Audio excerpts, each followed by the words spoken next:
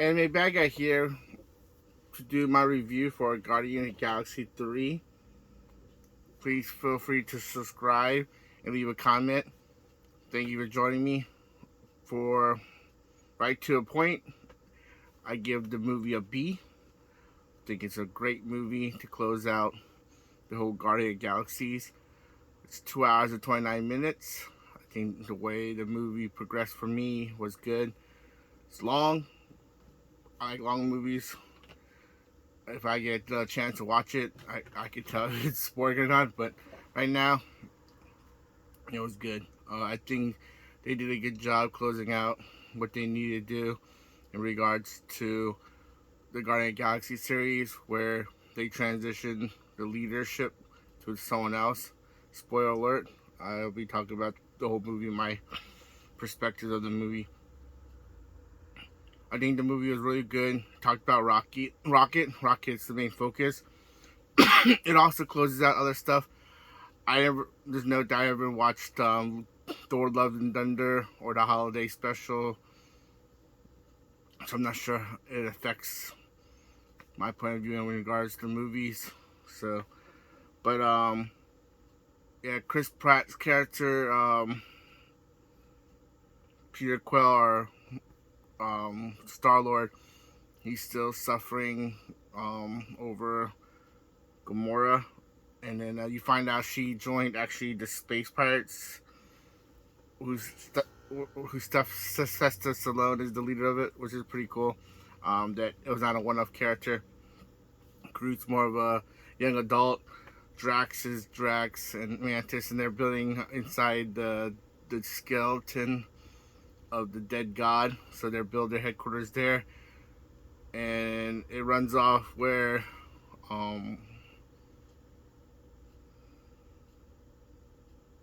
Adam Warlock shows up. No explanation.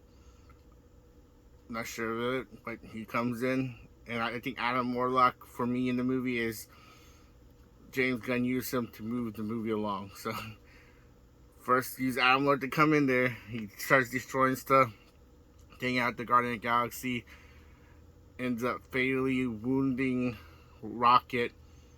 They had these devices that can cure you, which is amazing, which I think hopefully later down the line, if they fight someone stronger, they'll use those that technology. But they tried to fix Rocket, and they couldn't fix Rocket because he had something installed in him, a patent, which caused it to fail, and it was killing him. So they had to find out to locate that. Adam ends up getting stabbed by Nebula because he was tearing up Drax. They actually made Drax stronger in this movie, which I appreciate it, because Drax is supposed to be really strong. So out of all the movies I've seen in here, he's actually really strong because he's actually taking Adam Warlock up pretty good. But then he gets pummeled, and then Nebula stabs him in the back into the heart. Looks like he killed him, but he got away. He flies away. So Nebula looks into Rocket. They find out. I also like the pacing of the movie because all the information was given in the movie, which I really like. It's not infringed on. So looking into the Rocket, they found that he was, I forgot the name of the company, but it helped lead them to go to this company where they had to go. Was the first lead, so they flew there. Turns out the company is organic human skin company, which high evolutionary works with, but he actually created it, so kind of hinting at who the high evolutionary was. And then it starts going to Rocket's past, where Rocket, through this time of them trying to save Rocket, it goes into his past, and Rocket's past is pretty sad. It's kind of funny in a sense in the movie. It shows Rocket never knew he was a raccoon, and that was one of the reveals later on in the movie, that that's what he is. And he realized everyone keep calling him raccoon. He always thought he was 9 something. He thought he was a creation, but he was a raccoon first. So, but the High Evolutionary used him as a specimen to create the better humans and a better civilization, not humans, but a better civilization. and through Rocket's path of DNA, Rocket was able to create a ability to think for himself, and then he also solved the problem for the High Evolutionary in regards to the evolution of the species, taking them to the higher level where they don't go berserk and lose their intelligence. So his thinking is the higher intelligence one gets, the more on high level impaired people are, and I guess less criminal activity or civil the people will become. So after that's in the past, showing the group goes to the biological place. A lot of comedy, really good jokes. I also like, I'm not sure if you have people, but I like how the music was only played when the iPod device was used. So the music was coming from the device versus just playing out of nowhere. So I really like to pay attention to the detail in that. A lot of music did play, and then it was pretty funny. And basically, Gamora and Star-Lord, he's going through the past, but he's not his Gamora, because they meet up there to basically Nebula reached out to her because she's working with the space pirates, and I guess in that time they separated, and Chris Pratt's character is more of became alcoholic, but because of his fear of losing Rocket, a family member, he goes out and trying to save him, because he's at the point where he doesn't want to lose anyone else, and showing that. And so, but he's committed to save Rocket to go. He's bothering her, but she's not the same Gamora. They do jokes about hitting on women and like the women liking him or not. It's pretty funny. And then there's also a funny scene when Mantis and Drax goes and they're talking, and they enter the security guy, and then she touched the guy's hand and says, "You're attracted to Drax." And he's all, "No, not this." It's funny. It's very funny. Very, very funny. And he said, "Where can I see you again?" He said, "Maybe." And he walked by. But he said it was a great guy. I think he played his character really well. I think all the actor plays his characters really well. Then it goes back to Adam Warlock. You find out that the high evolutionary warrior created him.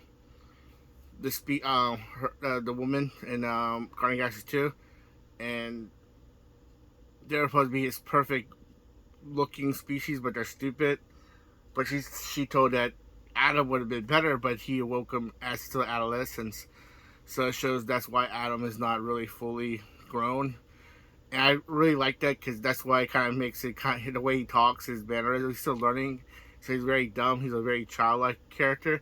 And I think the actor got that really well done in regards to how little children act. And with him saying mother and stuff, it kind of made things work pretty good. Instead of having an adult man. I don't know anything about Adam Warlock. If they screwed him up in comic books, I feel for you. I totally understand. But as Adam Warlock, in the context of the movie, I was fine with him being who he was. So shifting back, they go back to they're trying to get the coding. They separate each other to get the access to the device to unlock the patent, and then they find it. Before they escape, they are attacked, and then they get caught in a situation where they're about to die. Then Chris Pratt's character was able to free them, because the girl they talked to earlier, he was saying that liked her, ended up liking her, so she gave access to the network system, and he deactivated every thing, and then Groot came in. And he said, "I am Groot, of course." Was that cool? And everyone ran into the ship. They escape. And they fly off. Finding that the device, when they did the device, it failed. But they found out the it fell because someone wiped it clean, and it was this servant of the high evolutionary guy. Really, really, um, like bald head guy, really weird looking. But he had a device in his head that never said that records, so we needed to go get that. And they saw where he was because they met him, so they go and track him down, and then they end up in New Earth 2, or looks like Earth, but it's New Earth 2, and that was created by the High Evolutionary, and then Adam Warlock goes to reaches the body place, and he questions one of the pirate guys, and of course he ends up killing the person. You don't even know that, but he ends up getting a pet, and he ends up keeping it, and they leave. Sorry, and they leave to go after the Guardian of the Galaxy people, because they're so they don't get destroyed by the High Evolutionary. They have to bring Rocket back to them. So the Guardians land on the planet, and that's when in the trailer you see the girl with the ball. They meet the animal people, and then when Drax do it, they start attacking them, and it was very funny. And they start running, and then they run into a Batwoman who fell over, got hurt, and Chris Pratt did his charm, and she let him in the house. It was so funny. Like Drax is trying to lay on the couch, but they didn't let him lay on the couch. And said, "Sit up, Drax. I can see you." It's the corner of my eyes. Like Drax is like a little kid, and then of course you see the Batwoman's husband. Like, oh man, and they're drinking their the drinks. Is very funny. And then they're like, "We need a ride," and you see the husband. He's like, "Oh no, not this." And they're speaking different language, so their species language, and they couldn't really understand. But somehow they're really able to communicate. And then they split up. So Chris Pratt's character and Groot and Nebula goes on, and he gave Groot his gun so he could hide them on him, so just in case they scan him. And then they go to the High Evolutionary, and then everyone else stay on the ship and to watch it. But later on, Drax ends up stealing a bicycle, and then Toad Mantis will go back to the ship, but end up driving towards the High Evolutionary too. So Chris Pratt's characters go in there. What's called Star-Lord goes in there, and he's got these weird animal, like it looked like a pig, a weird looking pig, and a giant chicken looking thing. It's weird. Like something from a horror movie, or Teenage Mutant Ninja Turtle character. But they end up letting Chris Pratt's character and Groot, but they wouldn't let Nebula in there. So they let those two go in there. They go in there, and Rocket has more flashbacks of what happened going on, where he ends up making friends with a otter girl, a little rabbit girl, and a walrus man, and then they experiment on there thinking they're gonna go to the New Earth, but he finds out that the Evolutionary is not gonna let them go, and he's actually gonna kill them all. So Rocket plans to create something to escape, and told his friends, "We need to get out of here because they're not gonna take us. They're gonna kill us all." And then he tries to escape, but in the end, they end up all dying. And then Rocket ends up killing two guards, and then he attacked the High Evolutionary, and then he escapes on the plane and flies off alone.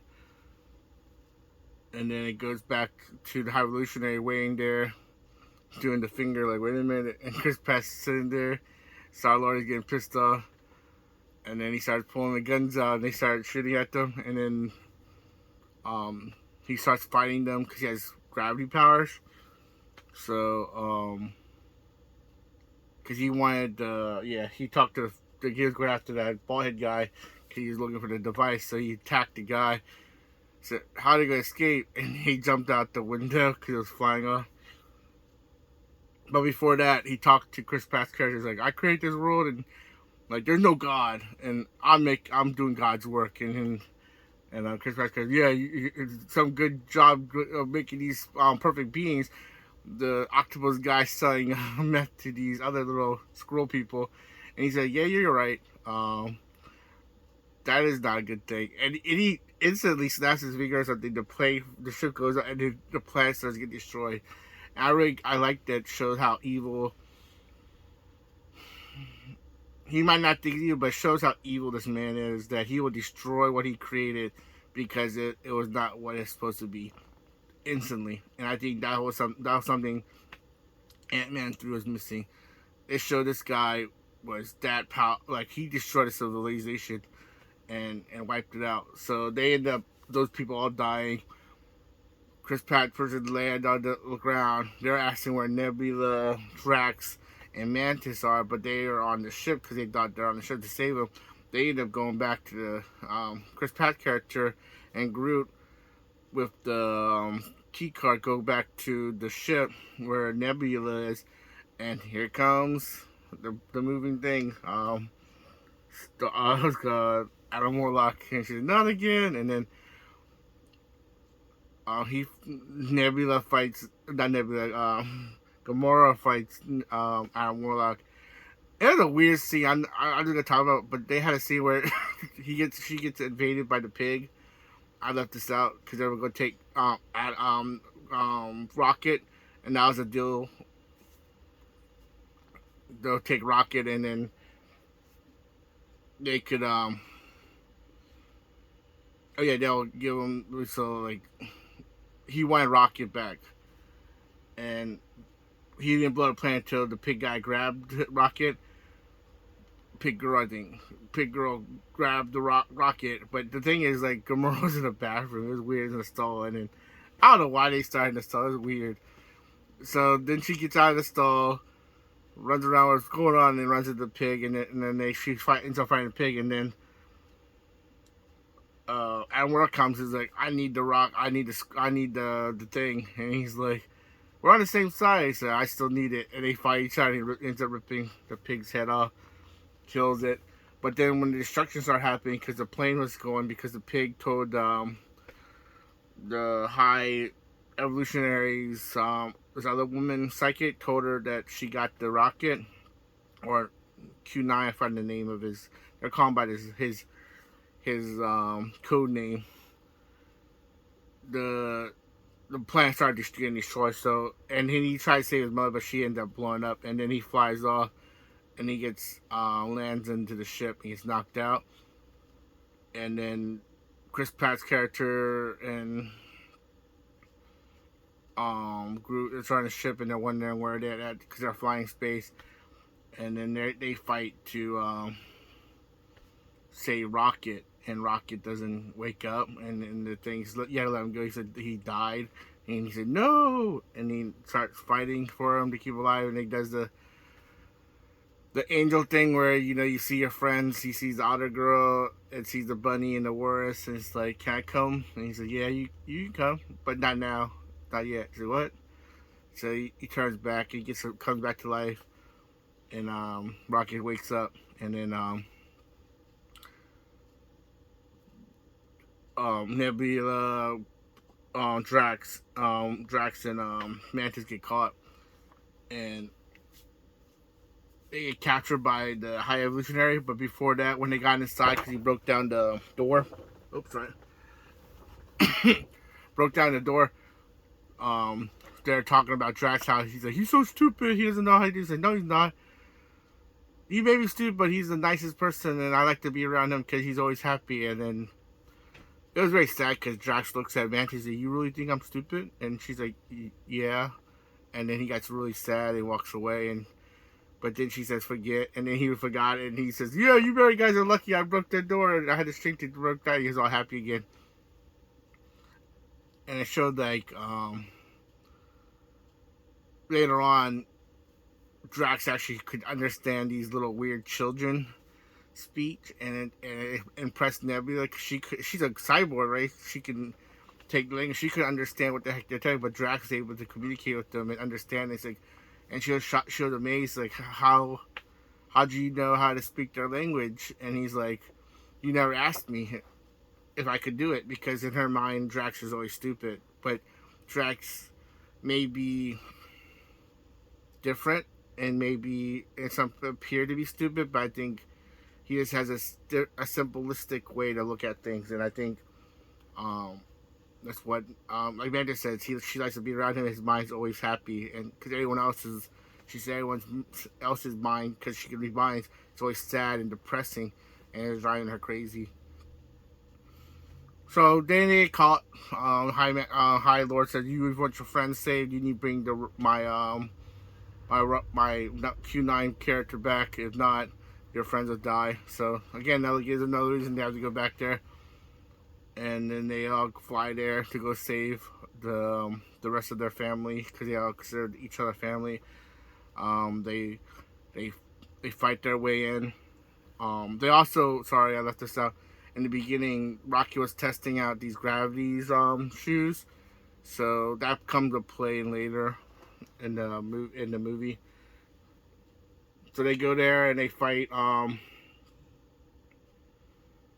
illusionary, and then high illusionary people turn on him, and he ends up killing those people. And then Star-Lord called, I don't know what his name is, Craiglin. I don't know where he came from, but he got him and his dog to attack the area to fight out the high illusionary weird creatures, and then he uses the god's head to blast into the ship, and then they destroyed the ship.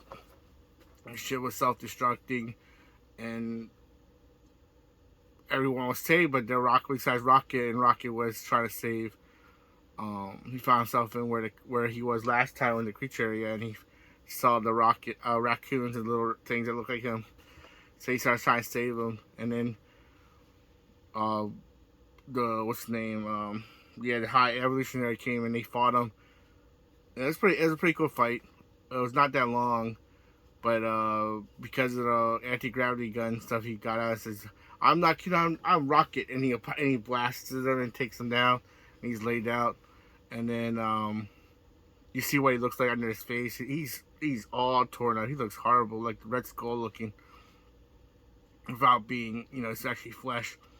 And then they end up freeing everybody. They all escape, and then basically that's what it is. And then they make a new Guardian of the Galaxy. Everyone else goes their separate ways. Chris Pratt's character Star-Lord goes home. Drax and Nebula stays in the giant head, and Rocket becomes a new captain with him, Groot, one of the weird neat bunny characters, Adam Warlock, and Cosmos, the dog. They're the new Guardians, and it's there, and then it allows, for the future Guardians, where Star-Lord or might come back or something. But I think they did a good job in closing that out. Also, Drax, I know Batista's not doing it, but it allows him, if he wants to do a cameo appearance, come back. So he did a really good job closing out. Those people are the new Guardian Galaxies. I'm assuming their contracts are over, and then they have the new Guardian Galaxy, and I think it was always Rocket. Rocket was always, I think that was a purpose when you look at the movie. He was always going to be the captain, because even in Endgames, remember, I'm the captain when we talked to Thor. So I do like the fact that they're closing the cap, and I think that's why they focus so much on him in regards to Star-Lord. They focus on him, and they moved into Rocket becoming the new leader of the group. So I think that's why they focus a lot on Rocket. Overall, B+ move, not B+, I said B, right? I guess I could change it to B+, but B movie. I think did a really good job closing out, and it was a good movie. I think hopefully they'll use what they did off this and maybe bring Galactus, which I don't see them doing, because Galactus is a god. Another thing, just hypotheticals right now talking, is that I wish they would maybe did Guardian of the Galaxy first and then Love and Thunder afterwards, because then you could have Thor be in there when he said there's no god and Thor is actually god. It would be kind of parallel to that. And then from running to someone saying there's no god to the god killer thing, and then they had more time to clean out that movie and add the stuff they need to do. I think the movie would have been better as well. There's something to think about. I think some things that Disney are doing is not great. I don't really like a lot of stuff they're doing right now, but this movie is good. If you like Guardian of the Galaxy and you want to laugh at things and get tear jerked a little bit, and have a happy ending, which is very rare, I recommend watching this movie. So, thank you, everyone. I apologize for not posting videos. Been thinking about stuff, so how to go about the channel and things like that, and I see other people contact and kind of made me sad about how a lot of people are not, in the community is not posting things, and I don't know, my channel didn't really stand a lot out, but I'm gonna be committed to be posting videos. So I apologize again. Thank you for those who always been supportive. Please give me a thumbs up if you're new. Subscribe, be great. Goal to 1,000, and hopefully you have a good day. Take care.